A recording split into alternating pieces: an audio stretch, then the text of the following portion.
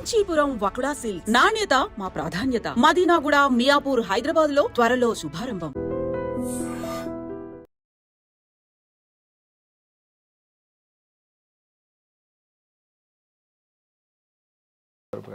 మీరు చూసారు కదండి సార్, ఏకంగా తెలంగాణ కాంగ్రెస్ పెట్టిన ట్వీట్ అనేది ఇప్పుడు ఎంత వైరల్గా మారిందో. ఎందుకు ప్రజలు అలాంటి ఓట్లు వేశారు అంటారు? మీ బీఆర్ఎస్ వైపే ఇంకా మొగ్గు చూపుతున్నారా?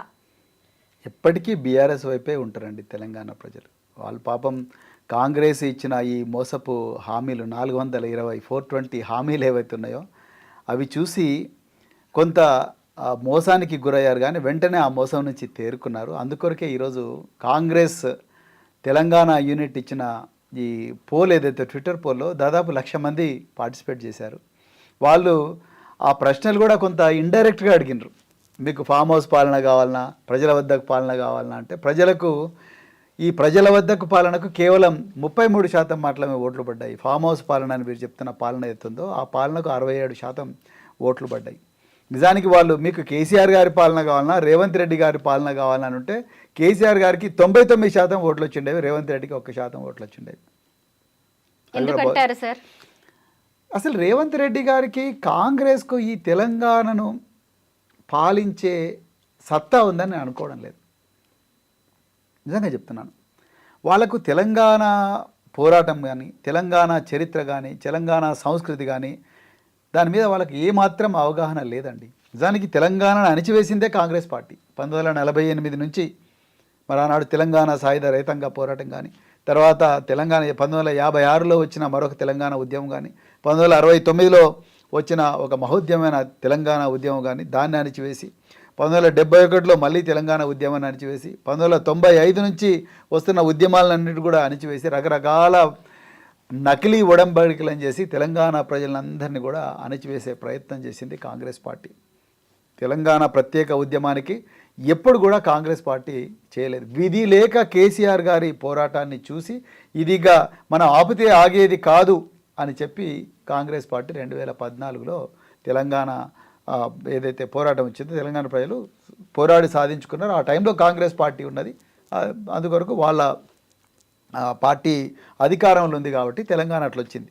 కానీ నిజానికి తెలంగాణను పాలించే సత్తా కాంగ్రెస్ పార్టీకి ఉన్నదా? లేదు, నిజంగా లేదు. తెలంగాణ అణచివేసిన పార్టీ నేను తెలంగాణను బాగు చేస్తానంటే ఎవరు నమ్ముతారు? తెలంగాణ ప్రజలు 2023లో కాంగ్రెస్ పార్టీ ఒక్కసారి 6 గ్యారంటీల హామీలు ఏవైతే ఉన్నాయో హామీలను ప్రజల మీద వెదజల్లిండ్రు. మహిళలకు ఉచిత బస్సు విద్యుత్, ఉచిత బస్సు సౌకర్యం కానీ, తర్వాత 200 యూనిట్ల విద్యుత్ కానీ, లేకపోతే జాబ్ క్యాలెండర్నో, లేకపోతే మహిళలకు 2,500 రూపాయలు ఇస్తామని, ప్రతి మహిళకు 4,000 రూపాయల పెన్షన్ ఇస్తామని చెప్పేసి, అదేవిధంగా విద్యార్థులందరికీ కూడా 5 లక్షల రూపాయలు ఇస్తామని చెప్పేసి, పీజీ చేసిన వాళ్ళకు 1,00,000 రూపాయలు ఇస్తామని, 10వ తరగతి పాస్ అయిన వాళ్ళకు 10,000 రూపాయలు ఇస్తామని, ఇంటర్మీడియట్ పాస్ అయిన వాళ్ళకి 25,000 రూపాయలు ఇస్తామని, అలావి కానీ హామీలనన్నిటి కూడా తెలంగాణ ప్రజల మీద గుప్పించే వరకు ఒక్క క్షణం తెలంగాణ ప్రజలందరూ కూడా ఆ మత్తులో మునిగిపోయి కళ్ళు మూసుకొని కాంగ్రెస్ పార్టీకి ఓటేసినారు.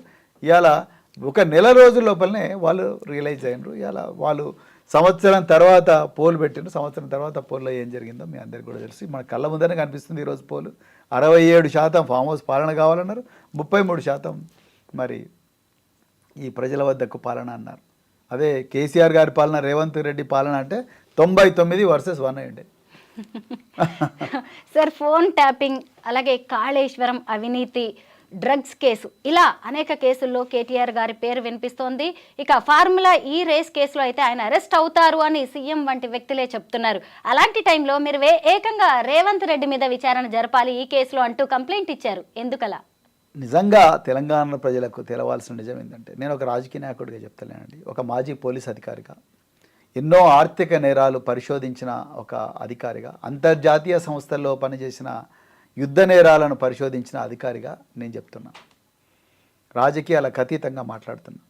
నిజానికి ఈ కేసులో ఫార్ములా ఈ ఆర్గనైజేషన్కు తెలంగాణ పంపించిన 55 కోట్ల రూపాయలు అవి పెట్టుబడి అండి, పెట్టుబడి. ఆ పెట్టుబడిని కేటీఆర్ గారు ఒక మినిస్టర్ హోదాలో నా తెలంగాణకు ఎలక్ట్రిక్ వాహనాల తయారీ సంస్థలు రావాలి, రైట్, నా తెలంగాణ గ్రీన్ ఎనర్జీకి క్యాపిటల్ కావాలి, నా తెలంగాణలో వేల కోట్ల రూపాయల పెట్టుబడి రావాలి, నా తెలంగాణలో పుట్టిన బిడ్డలకు వేలాది మందికి ఉద్యోగాలు రావాలి, ప్రపంచమంతా నా తెలంగాణ గురించి మాట్లాడుకోవాలని చెప్పేసి ఆనాడు 55 కోట్ల రూపాయలు ఆయన జోబుల నుంచి తేలే, ప్రభుత్వ ఖజానా నుంచి గవర్నమెంట్ ఆర్డర్లు ఉన్నాయి, ట్రైపార్టైట్ అగ్రిమెంట్ ఉంది, అవన్నీ చూసే చాలా ఆలోచించి పెట్టిండు 55 కోట్ల రూపాయలు. ఆ 55 కోట్ల రూపాయలు ఇప్పుడు ఫార్ములా ఈ ఆర్గనైజేషన్కి పోయినాయి. 55 కోట్లు ఒక రేస్ అయింది. రెండవ రేస్ అయ్యే క్రమంలో ఎలక్షన్లు వచ్చినాయి. ఎలక్షన్లు అయిన తర్వాత మరి కాంగ్రెస్ ప్రభుత్వం చేతిలోకి అధికారం వచ్చింది.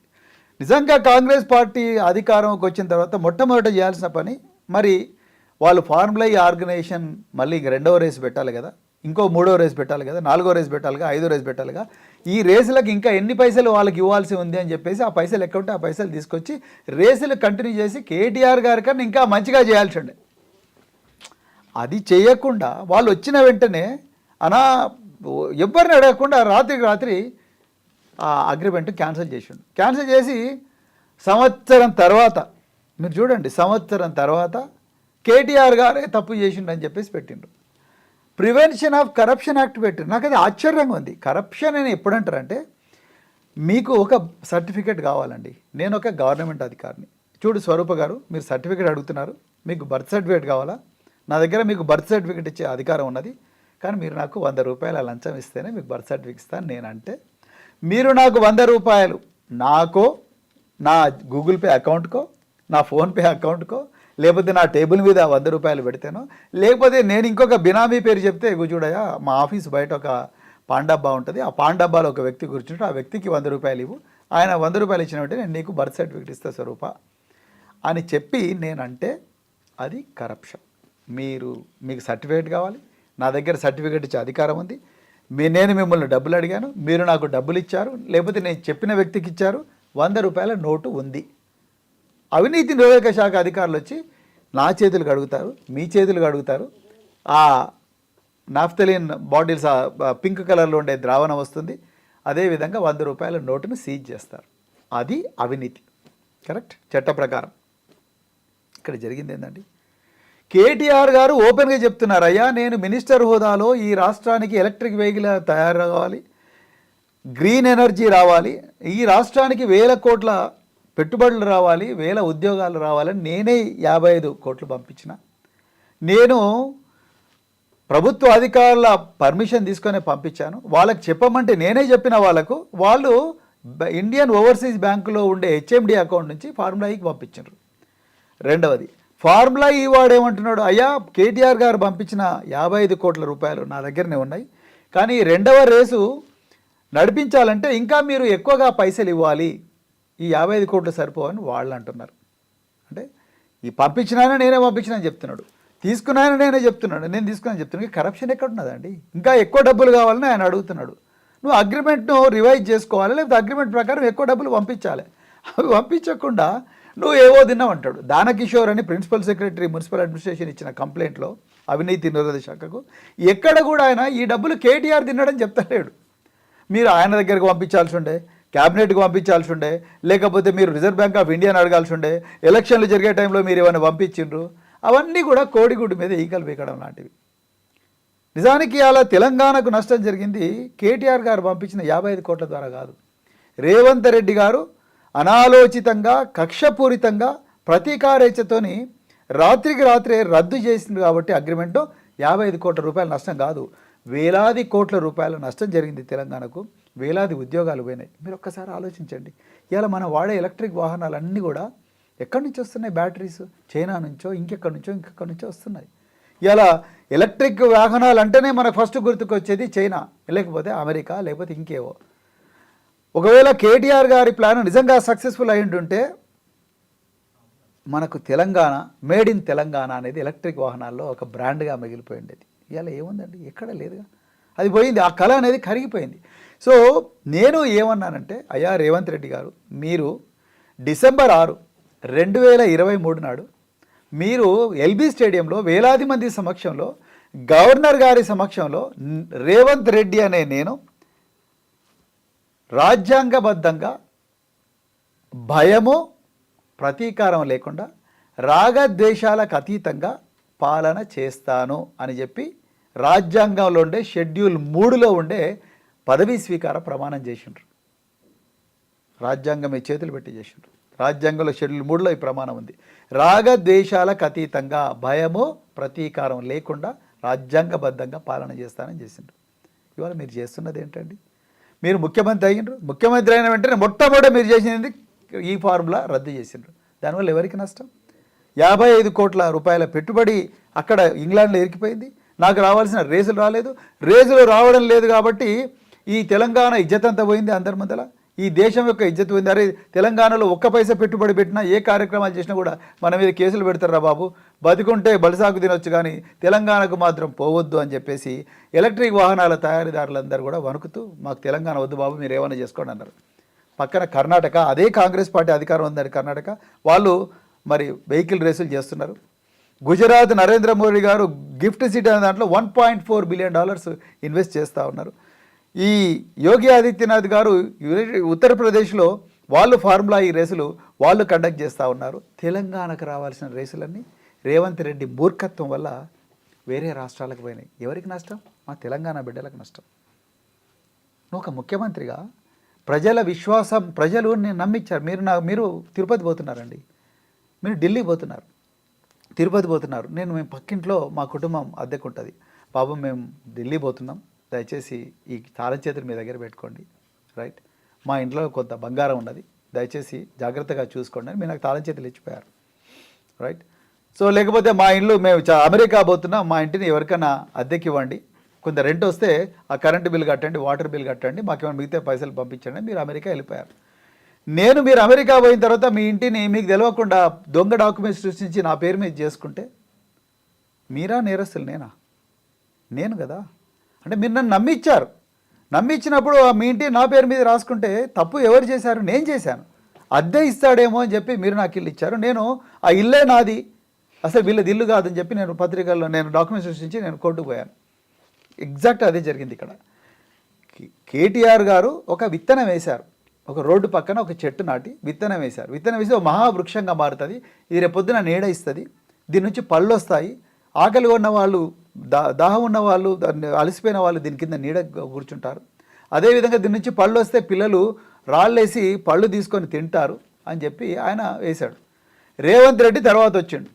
రేవంత్ రెడ్డి వచ్చి అసలు ఈ విత్తనం నేను వేయలేదు, ఈ పళ్ళు మంచివి కావు అని చెప్పి ఆ చెట్టునే నరకేయండి అని చెప్పేసి పెరిగిన ఆ వృక్షాన్ని నరికేశాడు. జరిగింది అదే, ఇక్కడ జరుగుతున్నది అదే. అసలు 55 కోట్లను పెట్టుబడిగా చూడాలి. నువ్వు 55 కోట్లను అవినీతిగా చూస్తే ఎట్లా నాకు అర్థం కాదు. ఓకే, ఇంకొక ఎగ్జాంపుల్ చెప్తా. సంక్రాంతి నాడు ఇదే రేవంత్ రెడ్డి ప్రభుత్వం పతంగుల పండుగ చేసింది. కైట్ ఫెస్టివల్ అంటారు దాన్ని. 14 దేశాల నుంచి పతంగులు ఎగరేసే వాళ్ళని పిలిపించి తెలంగాణలో టూరిజం ప్రమోషన్ అని చెప్పి 3 కోట్ల రూపాయలు ఖర్చు పెట్టారు. ఎందుకు పెట్టారు? నేను తప్పంటలేను, కరెక్ట్, అది మంచి పని చేశారు. ఎందుకు పెట్టారు అంటే తెలంగాణ పేరు ప్రపంచం అంతా మారుమోగాలి, ఈ సంస్కృతి ప్రపంచానికి తెలవాలని చెప్పేసి పెద్ద ఎత్తున కైట్ ఫెస్టివల్ పెరేడ్ గ్రౌండ్స్లో పెట్టారు. పోయిన సంవత్సరం డిసెంబర్లో ప్రజాపాలన వారోత్సవాలని చెప్పేసి హుసేన్ సాగర్ మీద పెద్ద ఎత్తున విమానాల ఎయిర్ షో చేశారు. తప్పేం కాదండి అది. హైదరాబాద్లో ఎయిర్ షో జరిగింది, రోజు దేశమంతా మాట్లాడుకుంటుంది దీని గురించి, విమానాలు ప్రజలందరూ అంటారు. సో అది తప్పు కాదు. ఆర్టిఫిషియల్ ఇంటెలిజెన్స్ సమ్మిట్ నోవోటెల్ హోటల్లో ప్రభుత్వం ఖర్చుతోనే చేశారు, తప్పు కాదు. మీరు చేస్తేనేమో తప్పు కాదు. కేటీఆర్ గారు ఒక్క పైసా తీసుకోకుండా రాత్రింబవళ్ళు కష్టపడి లండన్ పోయి ఫార్ములా ఈ ప్రజలను ఒప్పించి ఒక గ్రీన్ కో అనే ఒక కంపెనీ స్పాన్సర్గా ఉండని ఒప్పించి ఇక్కడ రేస్ చేస్తేనేమో ఆయన ఒక్కడే చూసిండు. ఆయన రేస్ 30,000 మంది చూసిండ్రు. ఆయన ఖజానాకు ఒక పైసాను వచ్చిందా? కేసులు వచ్చినాయి, ఇవాళ వేధింపులు వచ్చినాయి, ఏసీబీలో 8 గంటల ప్రశ్నలు, ఈడీలో 8 గంటల సేపు ప్రశ్నలు. ఎందుకండి ఇది? ఒక పైసా తినలేదు, ఒక పైసా నష్టం జరగలేదు. అంటే నేనేమంటున్నా అంటే ఇందులో రేవంత్ రెడ్డి ప్రధాన నిందితుడు ఎందుకంటున్నా అంటే క్రిమినల్ బ్రీచ్ ఆఫ్ ట్రస్ట్.